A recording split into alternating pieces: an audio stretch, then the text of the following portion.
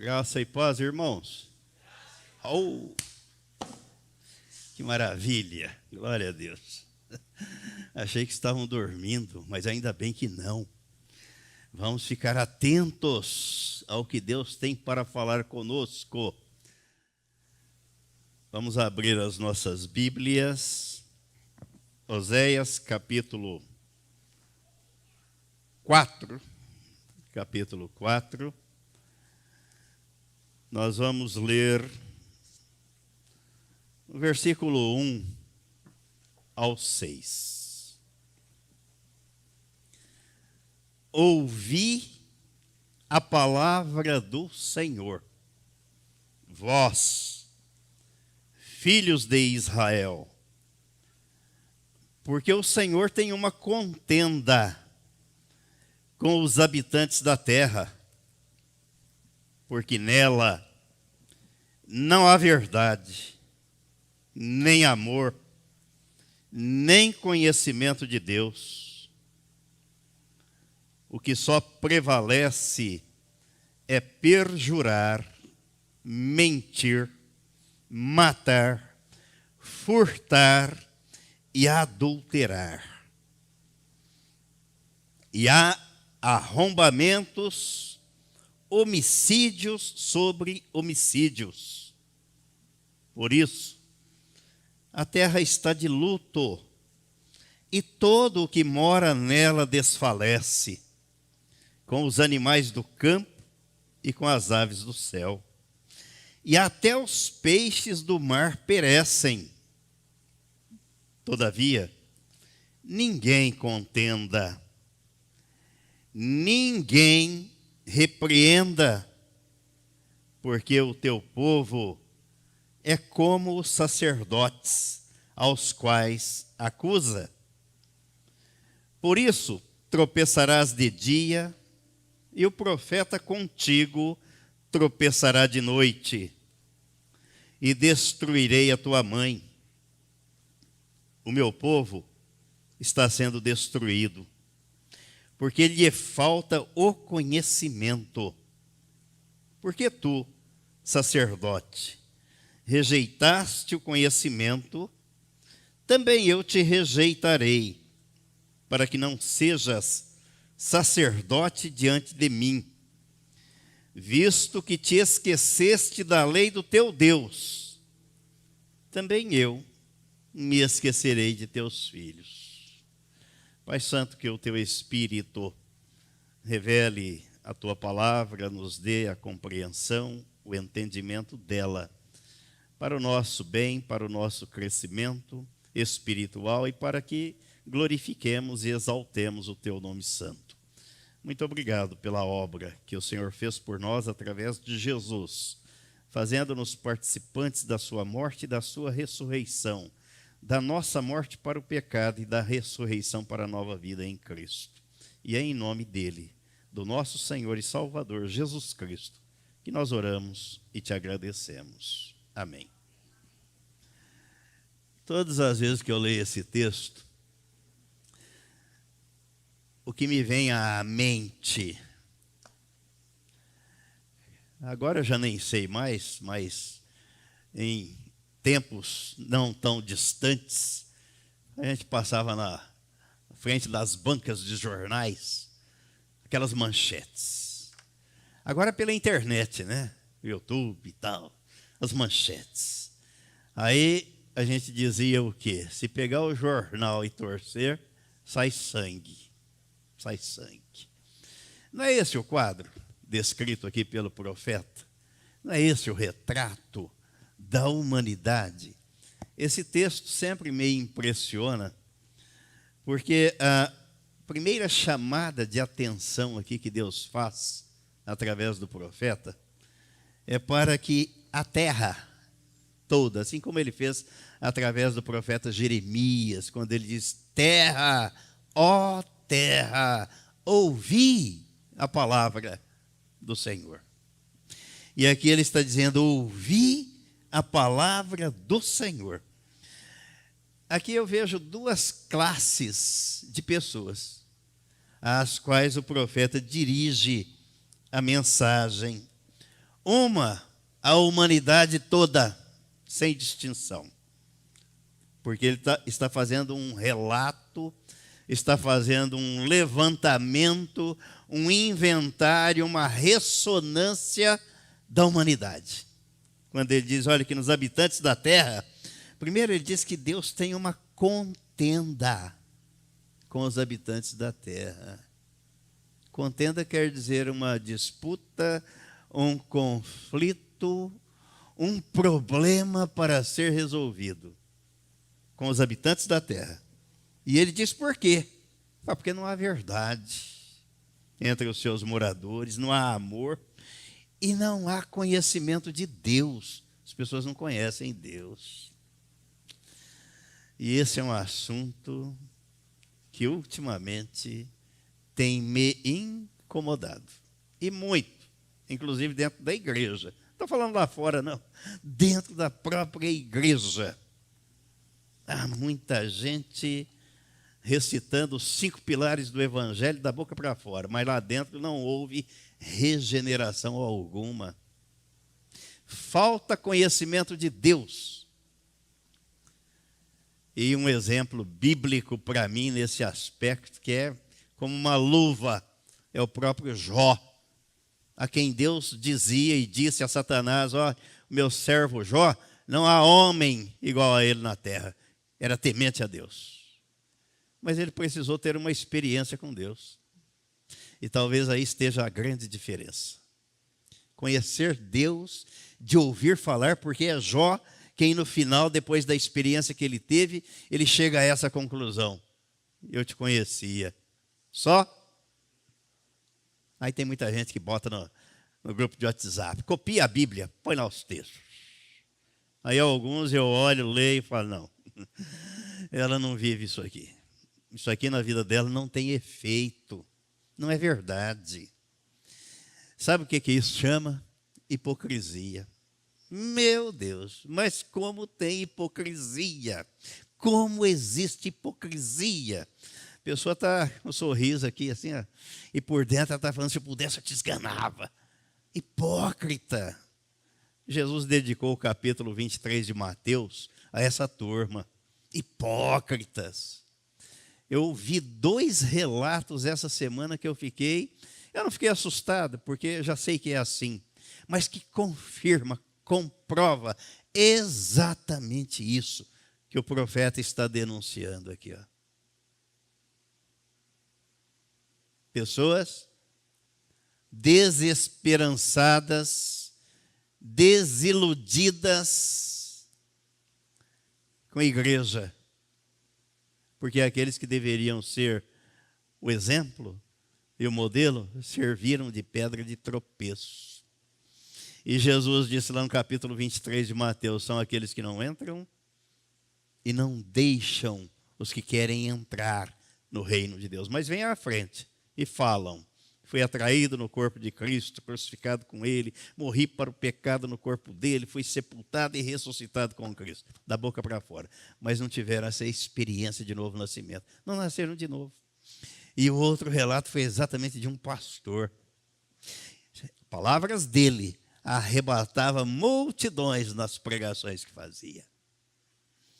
E disse para mim, mas eu nunca conheci a mensagem da cruz do novo nascimento, eu nunca fui uma nova criatura.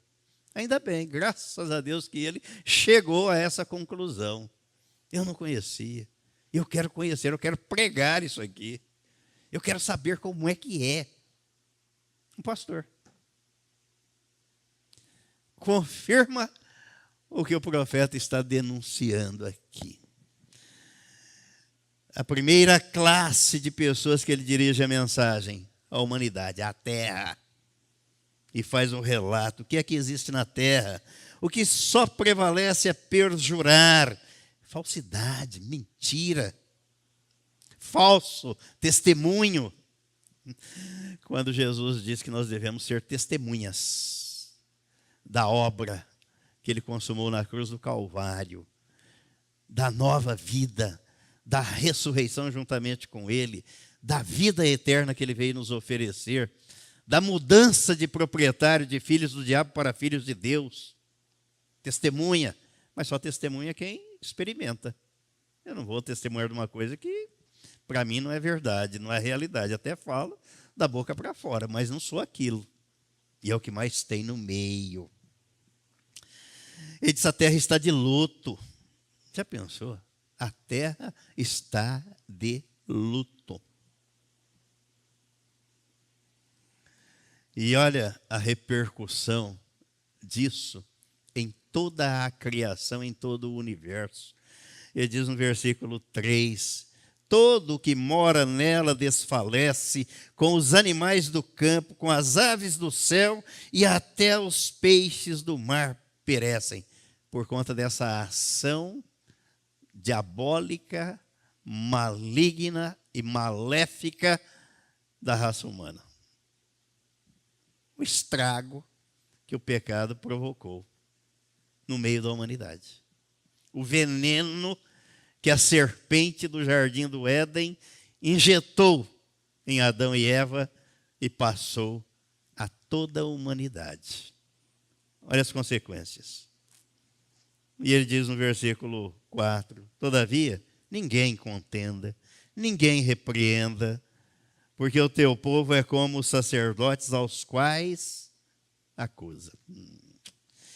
E aqui ele traz duas figuras que deveriam ser exemplo e modelo. Primeiro ele fala do sacerdote, que era aquele que tinha a função de interceder pelo povo diante de Deus. Mas aqui era um mau exemplo, um péssimo exemplo. E a segunda ele fala dos profetas. O sacerdote rejeita o conhecimento. E ele disse no versículo 5: por isso tropeçarás de dia, e o profeta contigo tropeçará de noite. O profeta era aquele que tinha a função de trazer o recado de Deus para as pessoas. O sacerdote levava os anseios e os problemas do povo. Por isso que Jesus é o sumo sacerdote. Não precisamos de ninguém mais para interceder por nós, porque temos Jesus, o nosso intercessor diante de Deus. O único caminho que conduz o homem a Deus.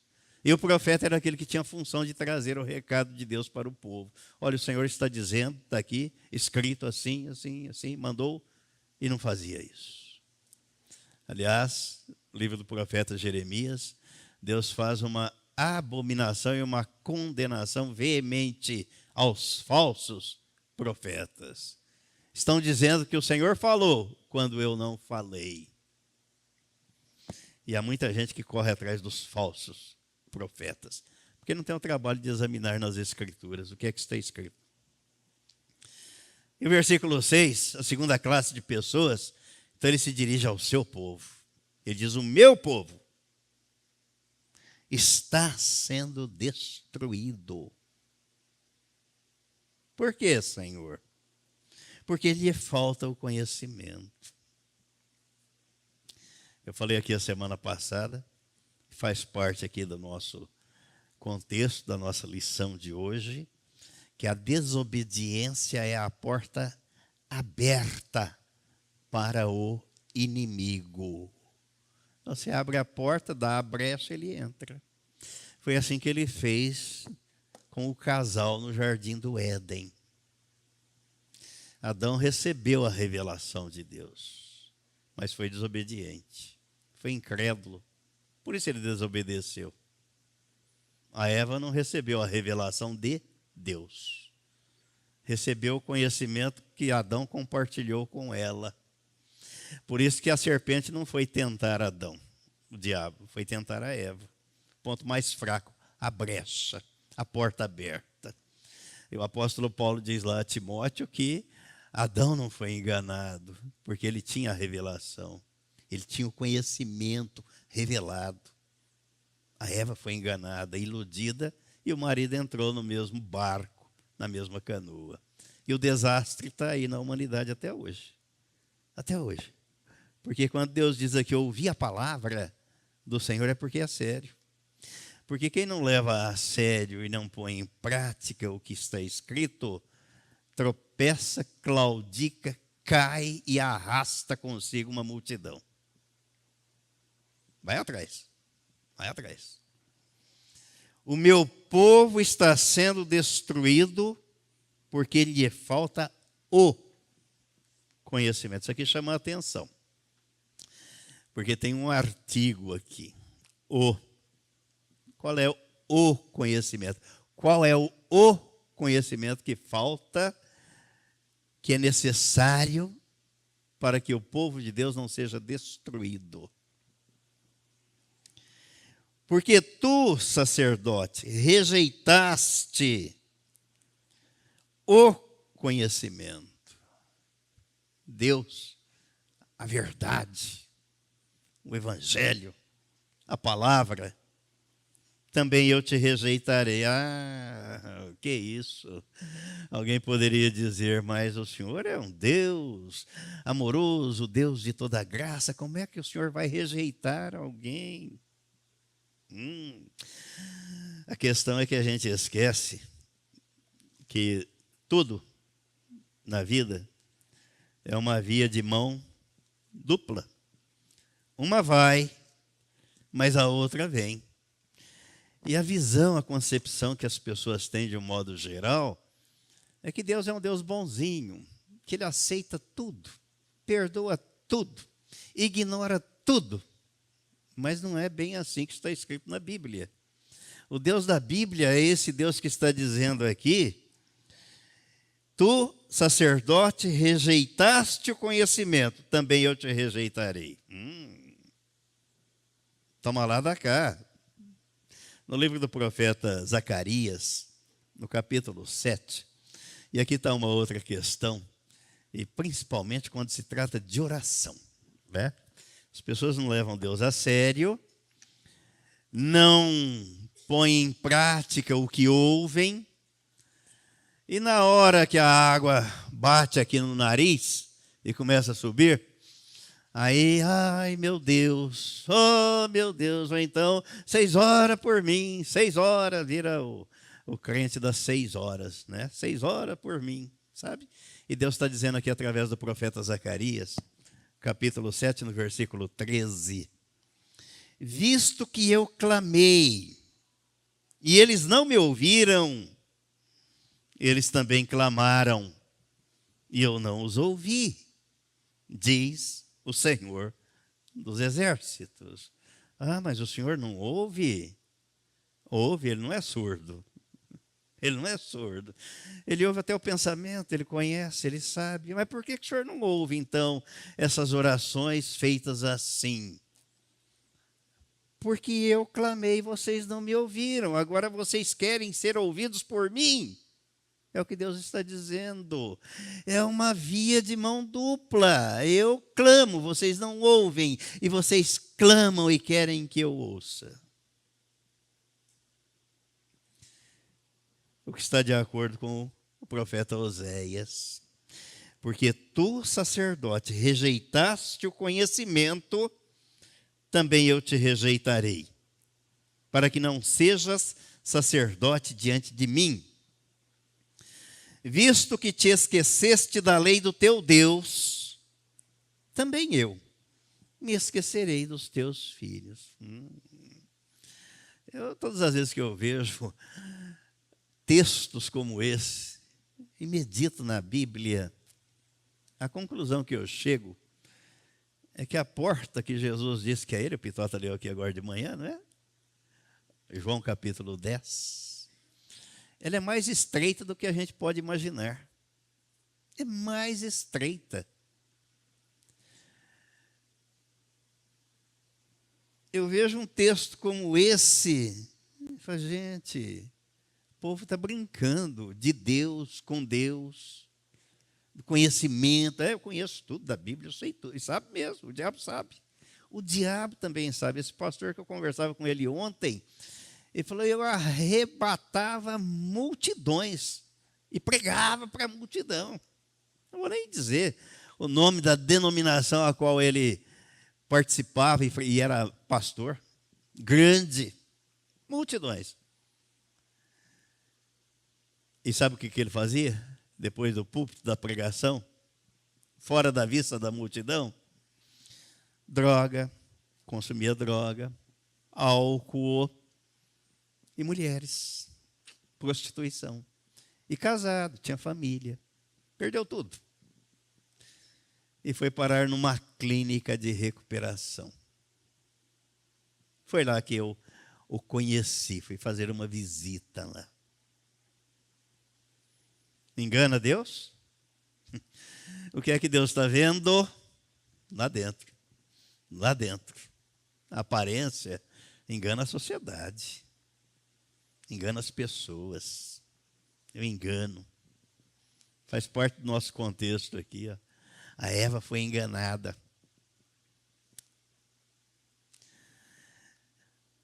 É sério. Vamos considerar que o nosso inimigo, a forma como ele pensa, como ele age. Jesus disse que no capítulo 10 do Evangelho escrito por João, João capítulo 10, texto que o senhor Luiz Antônio leu aqui, não é?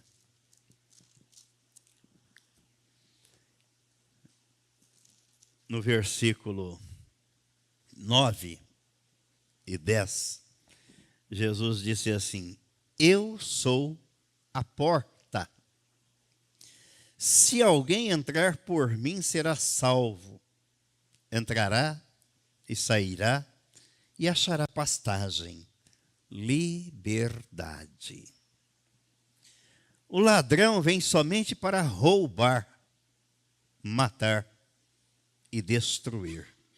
Eu vim para que tenham vida e a tenham em abundância. Jesus não veio aqui fazer uma vistoria no planeta Terra para saber se as coisas estavam bem, se estava havendo aqui sucesso, se as pessoas estavam felizes.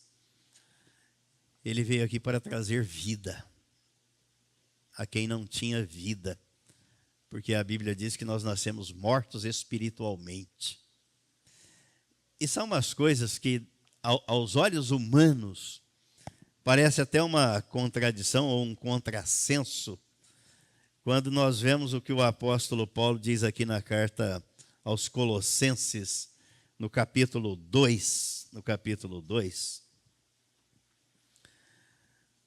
no versículo, a partir do versículo 13, ele diz assim: e a vós outros, que estáveis mortos pelas vossas transgressões e pela incircuncisão da vossa carne, vos deu vida juntamente com ele, perdoando todos os nossos delitos, tendo cancelado o escrito de dívida que era contra nós e que constava de ordenanças, o qual nos era prejudicial, removeu-o inteiramente, encravando-o na cruz e despojando os principados e as potestades,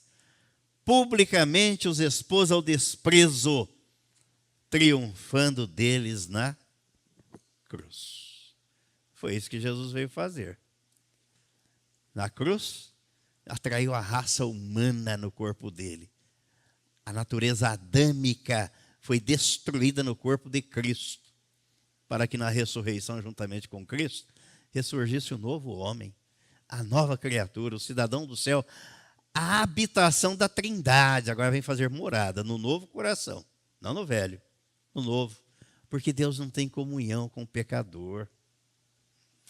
O pecador vive a vida do mundo, mundana. Faz parte do quadro descrito pelo profeta Oséias. E há muita gente que se diz cristã, nova criatura, e rejeita o conhecimento. Conhecimento de Deus e o conhecimento geral, que nos leva a conhecer mais esse Deus, quem Ele é, o que Ele fez, o que ele faz. E ignora que o inimigo está à espreita. Lá no Jardim do Éden, ele foi tentar Eva.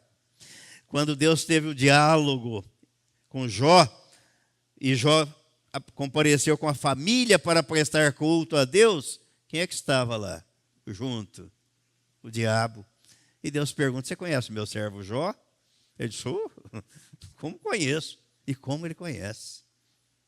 Mas sabe por que ele é assim, temente ao Senhor? Porque o Senhor dá tudo para ele. Olha a inveja. Olha a intenção do adversário de destruir. Quando Jesus diz aí em João 10:10, o ladrão veio somente para roubar, matar e destruir. E não se esqueça, ele tem ódio do cristão. Ele tem ódio do ser humano. Ele quer destruir os seres humanos. Ele quer destruir o cristão. E principalmente o cristão. Fala: bom, esse aqui não me pertence. Esse nasceu de novo, é filho de Deus. Quero ver se eu arrasto esse comigo, se eu desanimo, se eu faço com que ele seja demovido da fé, da visão do reino, da glória de Deus. Quero ver se ele glorifica o meu nome e faça a minha vontade e não a vontade de Deus. Esse é o trabalho do inimigo. E há muita gente que subestima. E o problema é esse, quando nós subestimamos o adversário. Na vida espiritual, a brecha que deixamos e a porta aberta que facilita o acesso do inimigo tem nome. Chama-se desobediência. Desobediência à palavra de Deus. Por isso precisamos ganhar dimensão desse assunto. O profeta Isaías, no capítulo 5, versículo 13, Deus disse através do profeta o seguinte: portanto, o meu povo será levado cativo por falta de entendimento. Os seus nobres terão fome e a sua multidão se secará de sede. A Bíblia relata fatos que ocorreram ao longo da história da humanidade, onde Deus permitiu e permite e continuará a permitir que as coisas aconteçam. Primeiro, a Bíblia registra, e o apóstolo Paulo diz isso na primeira carta aos Coríntios, que é para o nosso bem, para o nosso aprendizado, para o nosso crescimento. E segundo, ele permite porque ele é soberano. Ele é Deus. Rejeitou a minha palavra? Rejeitou. Então você vai viver por conta própria e vai ver o que é bom. Sem rumo e sem direção. É assim que o mundo vive. Sem rumo, sem direção. Porque a direção está aqui, o caminho é Cristo. E quando a Bíblia está tratando de conhecimento, há um texto bíblico que não me foge da memória. Está no livro do profeta Daniel, no capítulo 1. Capítulo 1. Eu estava lendo essa semana e vendo como esse Deus é um Deus gracioso, como nada acontece sem a permissão dele. E em resumo, tudo que ele faz é para a glória dele. E Jesus disse isso, né, em matéria de oração, que tudo quanto pedirmos ao Pai, ele atende, se for para a glória do Pai. Para a minha glória, não. Para a glória do homem, não. Para a glória de Deus. Mas o diabo quer essa glória para ele. E quer exaltar o homem, contrariando a palavra de Deus. Daniel, no capítulo 1, aqui tem a história da invasão de Jerusalém, quando Nabucodonosor mandou levar para a Babilônia todos os utensílios, os pertences, já que ele havia saqueado a cidade de Jerusalém, o território de Israel. E ele mandou levar, além de tudo, as pessoas mais inteligentes da realeza para o cativeiro da Babilônia, para que lá pudessem ensinar e pelo menos amenizar o sofrimento dos cativos, daqueles que haviam sido levados para lá. E aí, a partir do versículo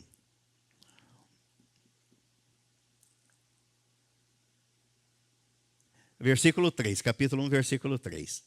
Disse o rei a Aspenaz, chefe dos seus eunucos, que trouxesse alguns dos filhos de Israel, tanto da linhagem real como dos nobres. Olha a intenção do rei. Jovens, sem nenhum defeito, de boa aparência, instruídos em toda a sabedoria, doutos em ciência, quer dizer, pessoas de cultura, de conhecimento, inteligentes, versados no conhecimento e que fossem competentes para assistirem no palácio do rei e lhes ensinasse a cultura e a língua dos caldeus. Então você não traz a plebe, não. Você traz gente nobre aqui, inteligente, de cultura, que tenha conhecimento. Traga essas pessoas para cá. Versículo 5. Determinou-lhes o rei a ração diária das finas iguarias da mesa real e do vinho que ele bebia, e que assim fossem mantidos por 3 anos, ao cabo dos quais assistiriam diante do rei. Então vamos preparar estes jovens. 3 anos, a escola, o curso preparatório, para que eles estejam aqui para assistirem no palácio. Olha o versículo 6. Entre eles se achavam dos filhos de Judá, Daniel, Ananias, Misael e Azarias. 4 jovens. O chefe dos eunucos lhes propôs outros nomes. Vamos mudar os nomes. A Daniel, o de Beltesazar, a Ananias, o de Sadraque, e Misael, o de Mesaque, e a Azarias, o de Abednego. Resolveu Daniel firmemente não contaminar-se com as finas iguarias do rei, nem com o vinho que ele bebia. Então pediu ao chefe dos eunucos que lhe permitisse não contaminar-se. Olha, eu não quero comer da comida do rei, não quero tomar do vinho que ele toma. Ora, vamos observando aqui a ação de Deus. Como é que Deus age? Ora, Deus concedeu a Daniel misericórdia e compreensão da parte do chefe dos eunucos. Disse o chefe dos eunucos a Daniel: tenham medo do meu senhor, o rei, que determinou a vossa comida e a vossa bebida. Porque, pois, veria ele o vosso rosto mais abatido do que o dos outros jovens da vossa idade? Assim poríeis em perigo a minha cabeça com o rei. O rei deu uma ordem, eu preciso cumprir. Vocês estão dizendo que não querem da comida e da bebida do rei. E se o rei perceber que vocês estão abatidos, anêmicos, mais fracos, é a minha cabeça que vai rolar. Versículo 11. Então disse Daniel ao cozinheiro, chefe, a quem o chefe dos eunucos havia encarregado de cuidar de Daniel, Ananias, Misael e Azarias: experimenta, peço-te, os teus servos 10 dias, e que se nos deem legumes a comer e água a beber. Então vamos fazer um teste, uma experiência, por 10 dias. Ao invés da comida do rei, nós queremos comer legumes e beber água. Versículo 13.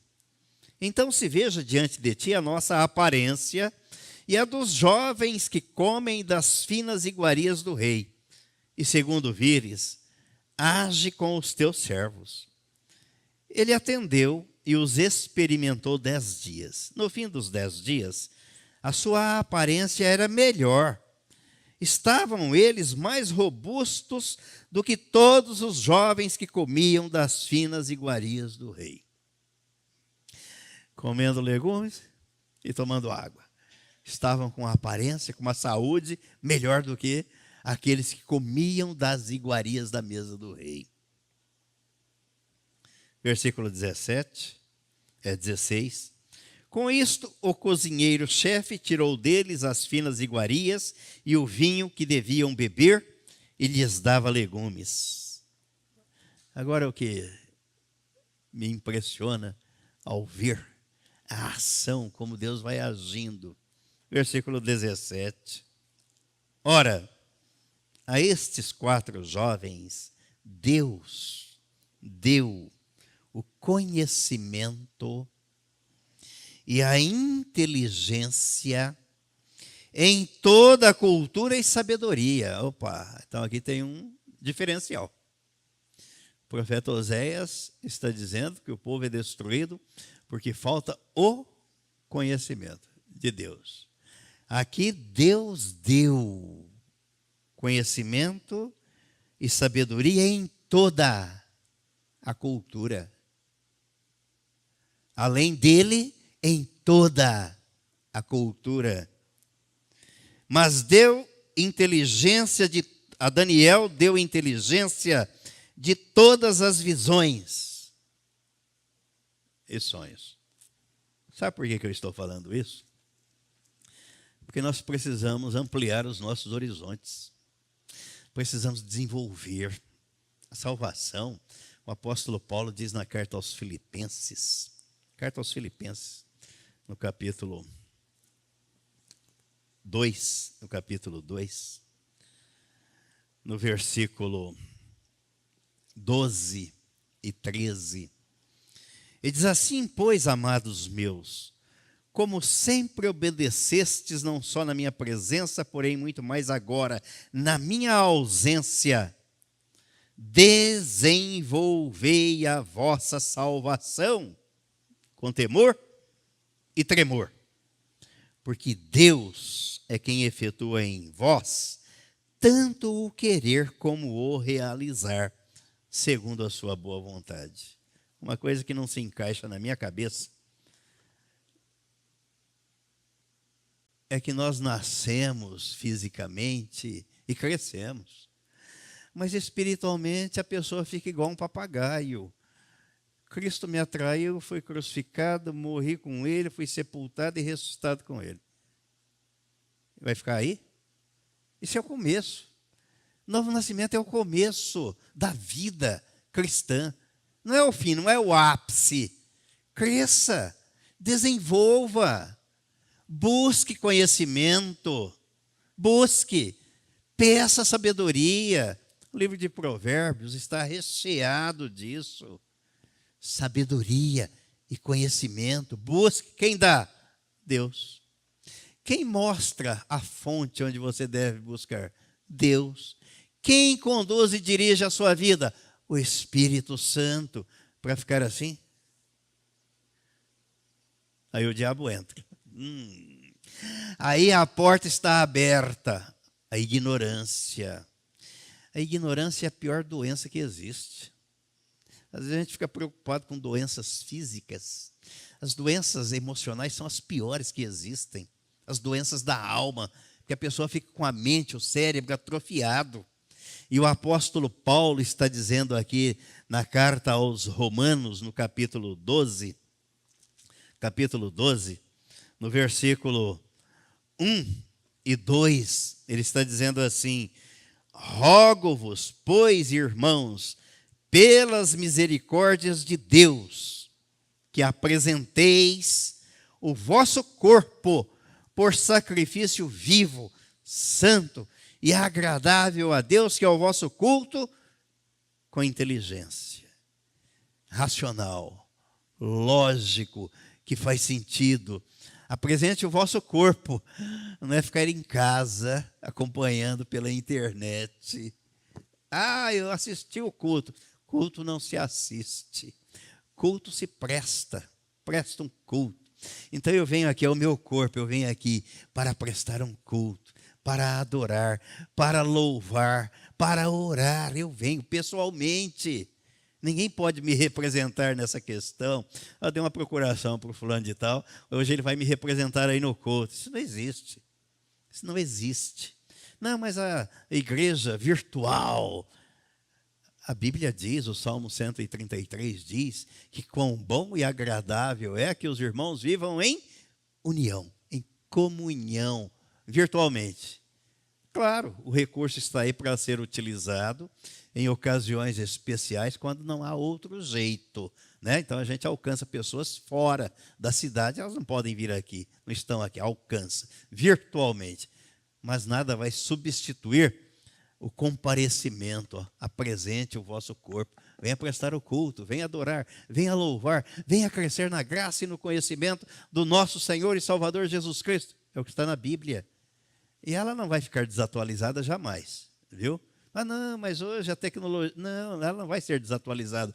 Porque Jesus disse que tudo vai passar, menos o que está escrito aqui. Então ela será sempre atual. Aí ele diz no versículo 2, Romanos 12, versículo 2.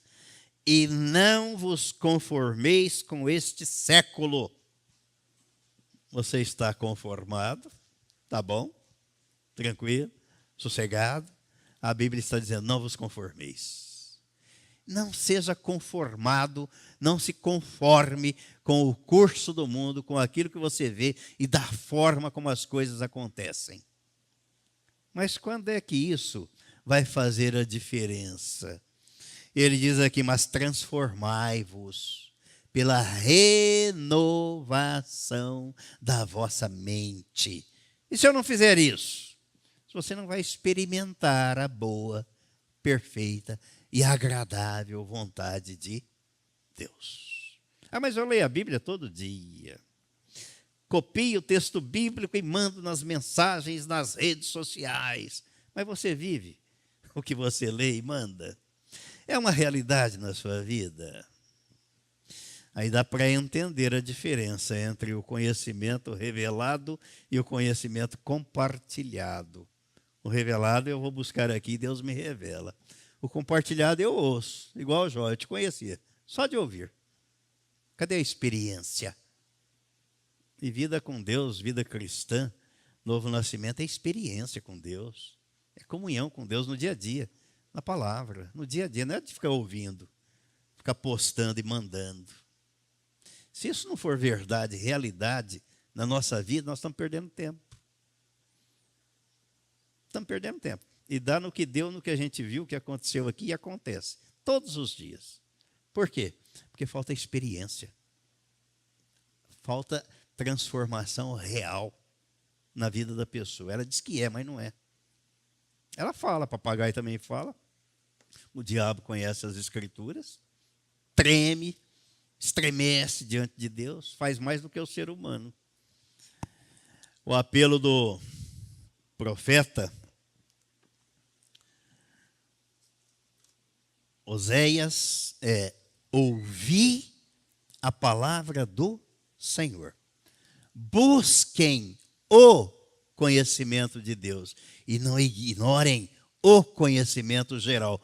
E peça para ele, que é ele quem dá. Ele deu isso a Daniel, aos 4 hebreus lá no cativeiro da Babilônia. Ele continua dando isso. E é a maior riqueza que alguém pode receber neste planeta é o conhecimento, sabedoria, inteligência para viver e para ajudar os outros a viverem bem.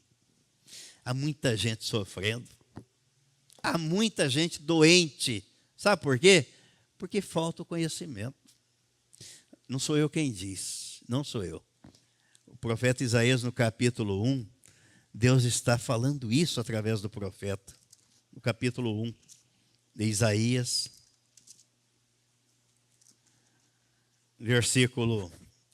vou ler do versículo 1 até o versículo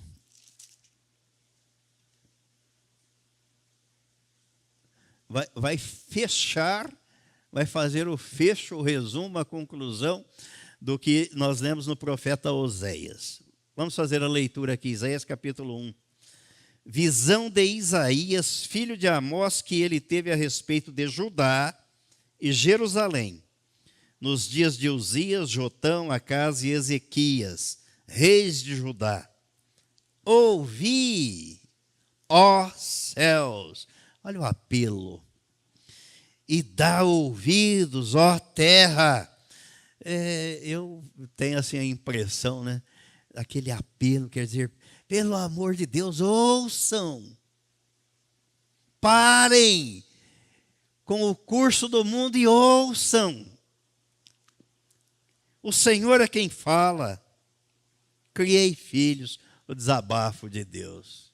Criei filhos e os engrandeci, mas eles estão revoltados contra mim. Se esqueceram do Senhor. O boi conhece o seu possuidor, e o jumento, o dono da sua manjedoura. Mas Israel não tem conhecimento. O meu povo não entende. Ai desta nação pecaminosa, povo carregado de iniquidade, raça de malignos, filhos corruptores, abandonaram o Senhor. Voltaram para trás, blasfemaram do Santo de Israel. Voltaram para trás. Um retrocesso, né? Ao invés de progredir, de evoluir, de melhorar, regrediram. A vida sem Deus é assim. A vida fora de Cristo é assim. Ao invés de progredir, as pessoas regridem. Ao invés de melhorarem, elas pioram. Ao invés de andarem na luz, que é Cristo, elas vivem nas trevas. E Jesus disse que quem anda nas trevas não sabe para onde vai.